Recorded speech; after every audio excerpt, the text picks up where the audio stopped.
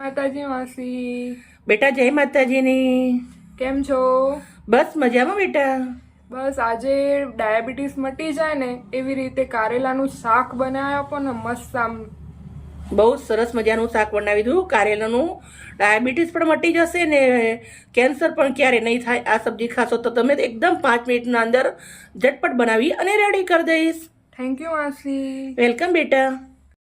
આજે સ્પેશિયલ આપણે ડાયાબિટીસ વાળા માટે શાક બનાવવાનું છે, એટલે આપણે આને છોલવાના નથી, વગર છોલે જ બનાવવાના છે. મિત્રો તમે આ સબ્જી જેવી રીતના હું બનાવું છું એવી રીતના ચોક્કસથી એકવાર બનાવજો. સેહત માટે બહુ જ સરસ રહે છે.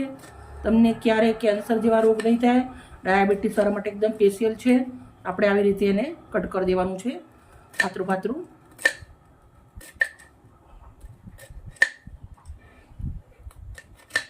અત્યારે કારેલા બહુ જ સરસ આવે છે, તો આવું સબ્જી જરૂરથી બનાવજો.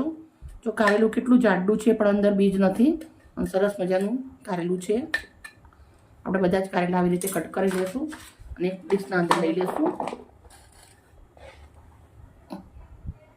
અમારા મમ્મી કારેલા સમારે ને ત્યારે આવી રીતે સમારે. જુઓ, મારા સાસુ, મારા મમ્મી બધા આવી રીતે એકદમ ફટફટ સમારી દે. આવી પણ રીતે સમારી શકો છો. મમ્મી લોકો કરે જોરદાર કામ હોય, એકદમ ફટાફટ થઈ જાય.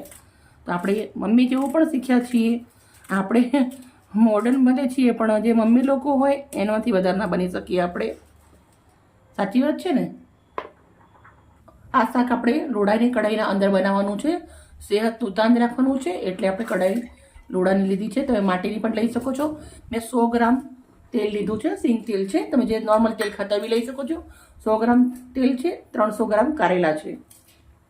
તેલ ગરમ થાય એટલે આપણે અંદર થોડું જીરું નાખવાનું છે, અડધી ચમચી હિંગ. હવે આપણા કારેલા,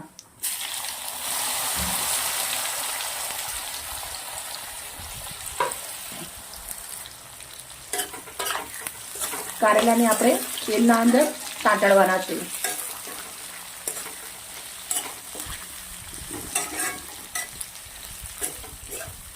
અમારા મમ્મી એવું કે તમે અઠવાડિયાનું ગમે તે જગ્યા ખાઓ, પણ રવિવારે યા શનિવારે તમારે આ શાક કારેલાનું જરૂરથી ખાવું પડશે. એમ અમે બધા નાનપણથી જ મમ્મી ખવડાવે અમને બધાને.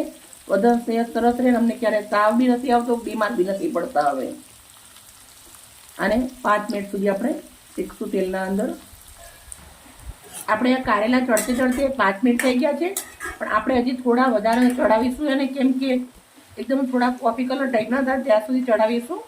તો તમે આવી રીતે કોફી કલર ના થાય એવું શેકો તો તમે 4 થી 5 દિવસ સુધી બનાવી ખાઈ શકો છો.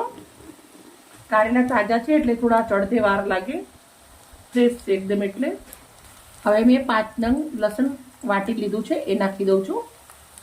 1 ચમચી કશ્મીરી મરચું નાખું છું, અડધી ચમચી હળદર, અડધી ચમચી મીઠું, 1 ચમચી ભરી અને દાણા જીરું ફ્રેશ.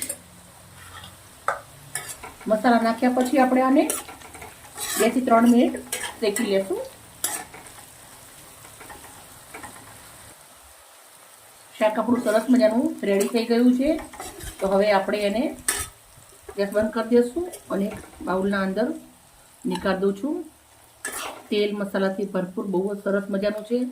તમે એકવાર બનાવો અને 3 થી 4 દિવસ સુધી ખાઓ, બહુ જ સરસ લાગશે તમને. રોટલી જોડે પણ બહુ જ સરસ લાગશે. મને તો ભાત જોડે ભાવે છે, તો હું તો ભાત જોડે જ ખાઉં છું આને. ઘણા લોકો કે કોરું શાક ભાત જોડે કેવી રીતે ખાવાય, પણ એકવાર તમે ટ્રાય તો કરો, ખાવાનો બહુ જ મજા આવશે તમને.